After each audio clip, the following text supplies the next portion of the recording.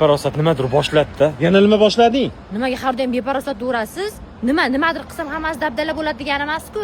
Siz har doim aytasiz, "Men eng zo'r parkovkachiman. Zo'r parkovka qilaman. Santimetr qolganda ham chotki parkovka qilib qo'yaman. Mana parkovka zo'ri. Qani parkovka? Mana xotiningiz parkovkani uddarini qilib qo'ydi, qarang. Anaqa chotki.